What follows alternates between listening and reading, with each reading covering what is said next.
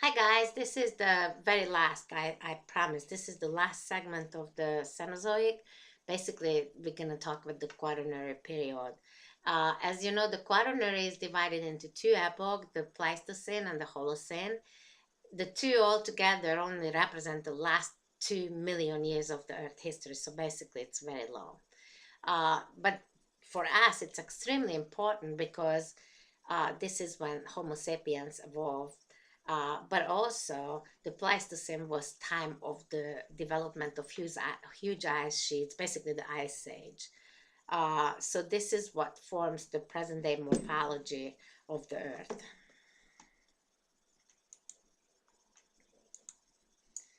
By the mid-Pliocene, both polar and alpine glaciers were sizable. In the Pleistocene, which was 1.7 and 7 million years and 7,000 years, the continental glaciation happened in cycles in North America, South America, Northern Europe, and Asia. Probably only Australia and Africa were unaffected because they are far away from the polar region, so therefore, of course. However, their climate become much more arid, and you know that Northern Africa is nothing but a big desert. Most of Australia is nothing but a big desert, and this relates to the Ice Age. And this was the period during our evolution has happened and the dispersion of the human race, basically. So it's quite important for us.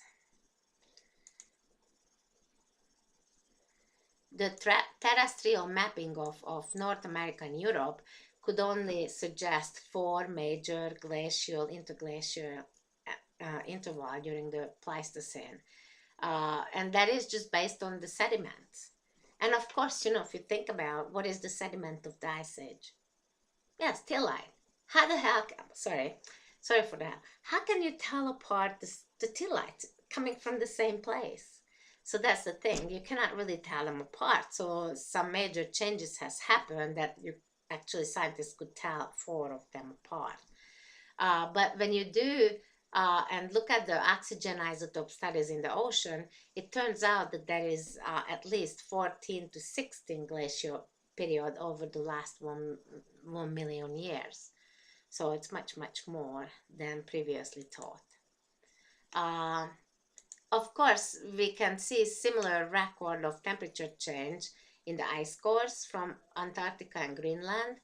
And the way they tell it from the ice core, I already kind of told you that they actually can look at the fluid inclusions and they can measure the amount of CO2 in that fluid inclusion and the methane. So therefore you can make the variation of CO2 and methane content in the ice. It is not clear that the increase in gases come before or after the warming, but we do know that it's very closely related. We don't know if the CO2 drives the climate or the climate drives the CO2. And the main thing is that you can kind of see that they move together. And this here is just a curve showing you what they can get out of the ice core and also the fluid inclusions right here.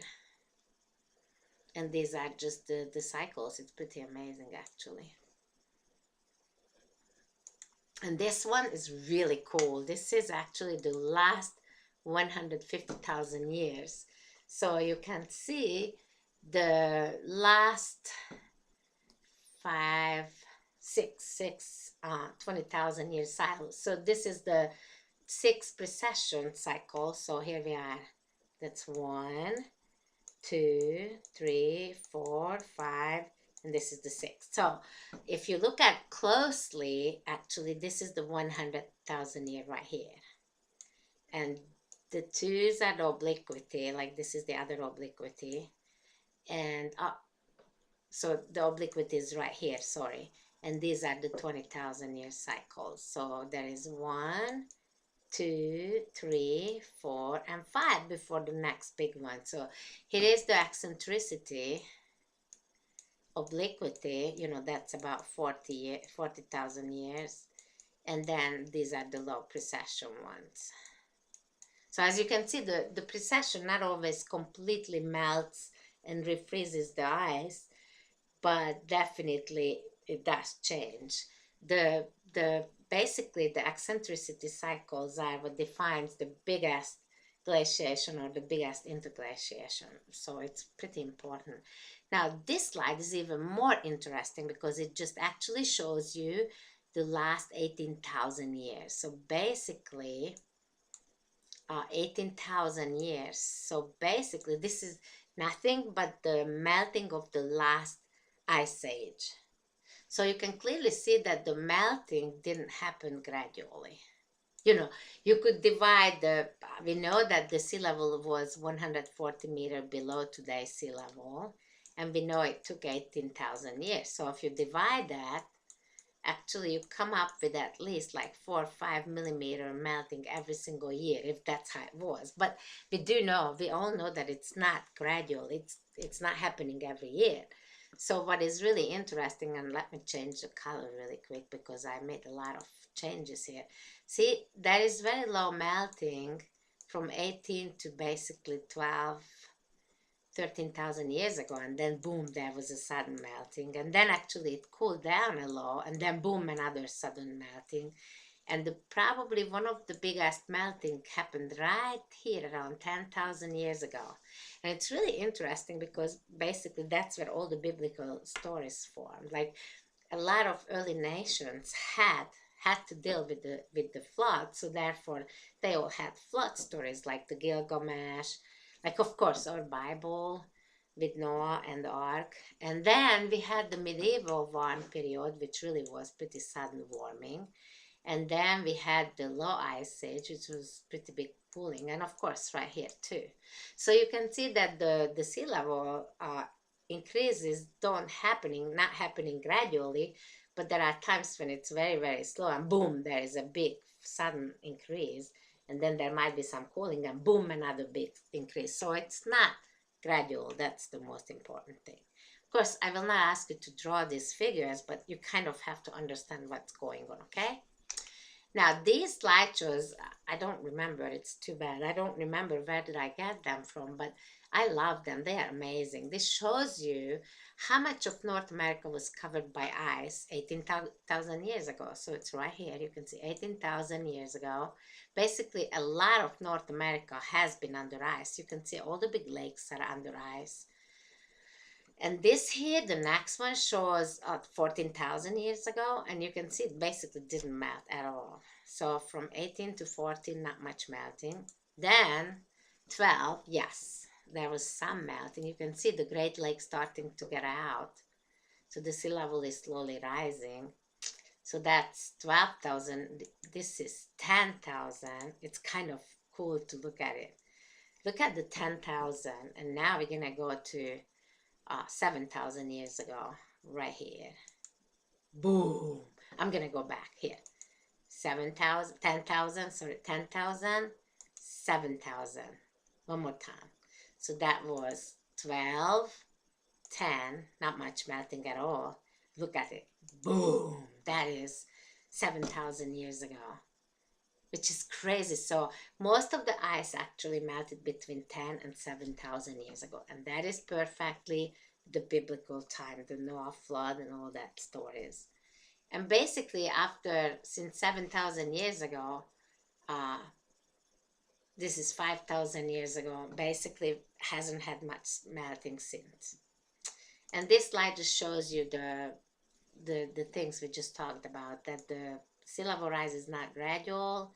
There are periods when it's not, and actually lately it's been pretty even. Okay, so what kind of evidences we have that sea level is going up and down like crazy in the last 2 million years? First of all, we have these terraces along the wave-cut terraces along the beaches in California. And actually in California, what's happening, like just think about it, it's an oceanic continent or oceanic, most of the Northern California area and Oregon, Washington, they're oceanic continental plate boundaries. So the whole area is being pushed up. And even though the sea level is going up relatively, it seems like because of the land is rising, that the sea level actually going down. So that's why we have these wave-cut terraces right here. So this is really the proof of the sea level going down. Even though we know that globally it's going up, because this whole area uplifting, it seems like it's going down there. The other thing is the so-called blue holes. And I'm talking about just one blue hole here, but you got to understand that there is a whole lot of blue holes everywhere in the Caribbean, like the Bahamas, Jamaica. I personally have seen those blue holes. I never dived into them. I wished I could, but I have been there. I've seen them. But the most famous and with the most evidence for the sea level rise in the last 18,000 years is the blue hole in Belize. The blue hole in Belize. If you look at and I have flown over this right here, that is next to Belize, and this is all underwater. But before, during the last ice age, this was all dry land. And it's easy to know because if you look at these circular features right here everywhere, you know, in real life, I could ask you the question here. What do you think those are? As I told you, like about 18,000 years ago, these were all on dry land, and they are carbonates. And it was, you know, on the surface. And if there is water, what's going to happen with the carbonate? Yeah, it dissolves. So what kind of landscape will form here? Yeah, karst. Don't be afraid to say that. It's karst. So basically what we see here today being under the ocean is a karst. And this is Belize, and there is this one hole, we call it the blue hole. The blue hole is actually a sinkhole. It collapsed. It's a collapsed sinkhole. And what is really cool, it's right here, you see, right here.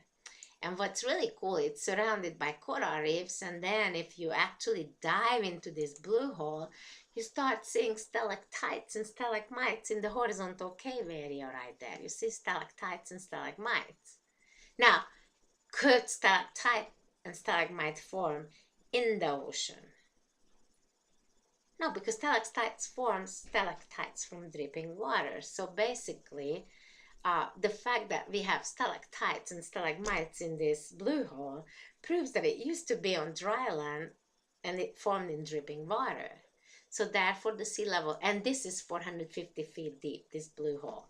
So we know that 18,000 years ago, the sea level had to be at least 450 feet below today's sea level. It's just kind of crazy, but that's the case. Otherwise, you wouldn't have stalactites. Now, how come these stalactites are preserved?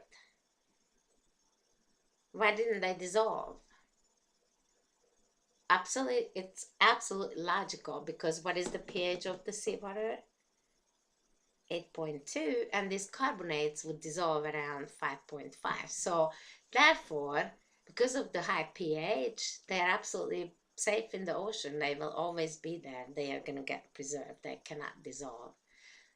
So that was our evidence for that the sea level has been so much lower than it is today.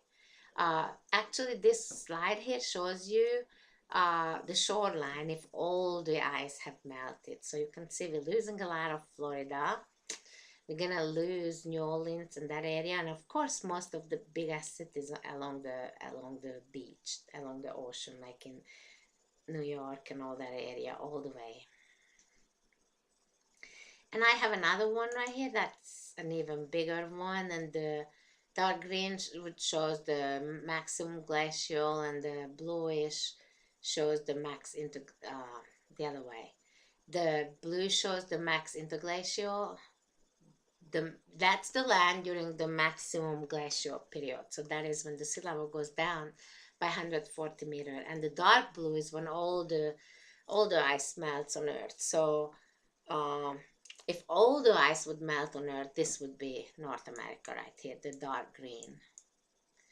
So I hope you enjoyed this slideshow, and I will see you in class. Bye.